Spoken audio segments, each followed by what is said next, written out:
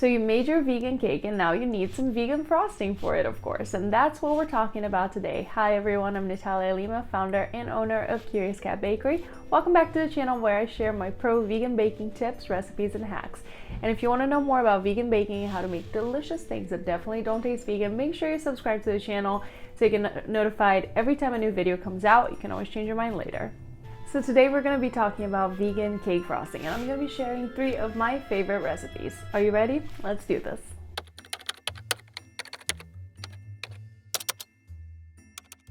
Now, vegan buttercream frosting is probably the most popular type of cake frosting out there, and so that's the one that we're doing first.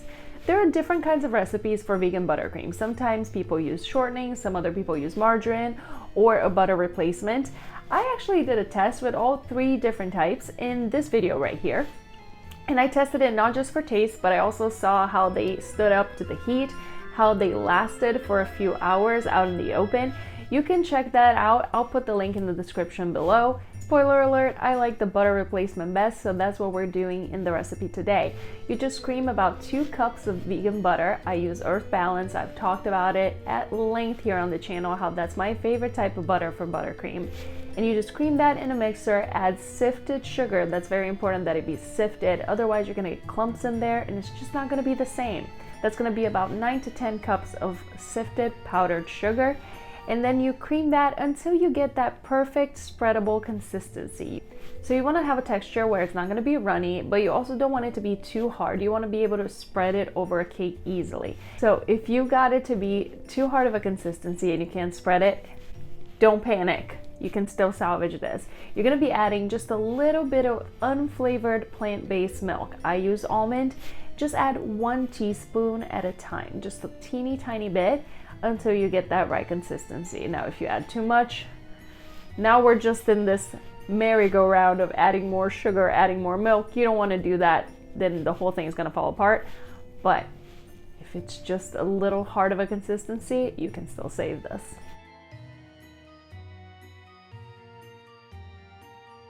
Now, the second type of vegan frosting that we're going to do is actually much easier, and it's a glaze. And I use the glaze in 2 of my recipes for my very first ebook, The Great British Baking Show Vegan Challenge. And if you have no idea what I'm talking about, every year for the Great British Baking Show, I choose a challenge every week to veganize, and then I have an ebook of recipes so that you can do it too. So I'll put the links in the description below to the ebooks for previous seasons. And in that first season that I did that, I did a glaze for that cover recipe for the fruit cake, and then for Dairy Week, I veganized a yogurt cake that turned out pretty amazing, and it had lemon in it, and I finished it with a lemon glaze. So you can see the picture over here. It was so delicious. So making a glaze is super easy. You don't even need to measure anything. That's how easy the recipe is, which is my kind of recipe, honestly. So once again, you have sifted powdered sugar. It needs to be sifted because you don't want any clumps in there. And then you're just gonna use plant-based milk. I prefer to use almond, but whatever kind of milk you prefer, as long as it's unflavored. Or if you want to do a lemon one, you can do it with fruit juice like lemon juice. So you're going to start with the sifted sugar, and then you're just going to add the liquid a little bit at a time while you whisk until you have the right consistency. You don't want it to be too runny and just, you know, kind of slide off the entire cake and the plate. You want it to be kind of like lava, where it goes down the cake, but it kind of stays on at the same time. If you want to add some sprinkles, just to add a little bit of color and little something to the cake, you can as well, but just the glaze is plenty. Third and final type of vegan frosting that we're gonna do is a vegan chocolate ganache, my personal favorite.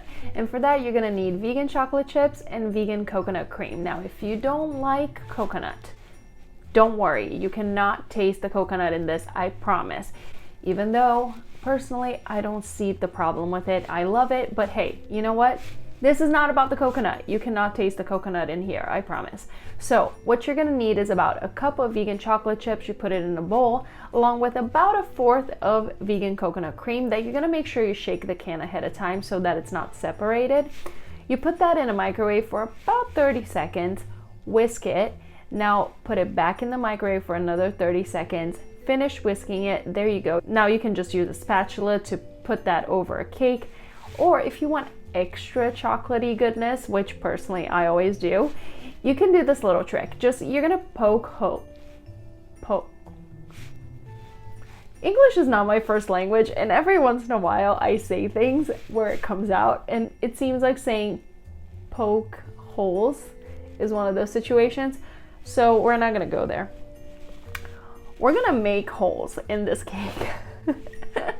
You can either use the back of a wooden spoon, or you can use some chopsticks, whatever you want, but just make a few holes in this cake. That way, when you pour the ganache over it, that chocolate is gonna fall in those holes, and when you cut into the cake, there you go. You got chocolate on the inside and the outside.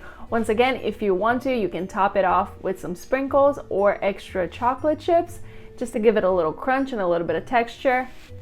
As a chocolate lover, this is my personal favorite. So there you go, 3 types of vegan cake frosting.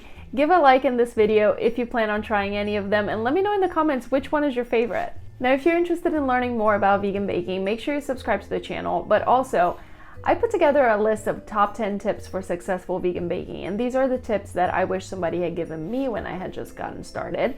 And you can get that for free. I'll put the link in the description below. Just follow the link, put in your email, and it gets delivered straight to your inbox. If you like this video, make sure you give it a thumbs up and subscribe to the channel. I will see you guys here next Tuesday at 11 a.m. with a new video. Until then, you might want to watch this video that I referenced at the top, where I compared the 3 different recipes for vegan buttercream, or this one where I solved some common vegan buttercream problems. You know, we all got them. I will talk to you soon. Until then, stay curious.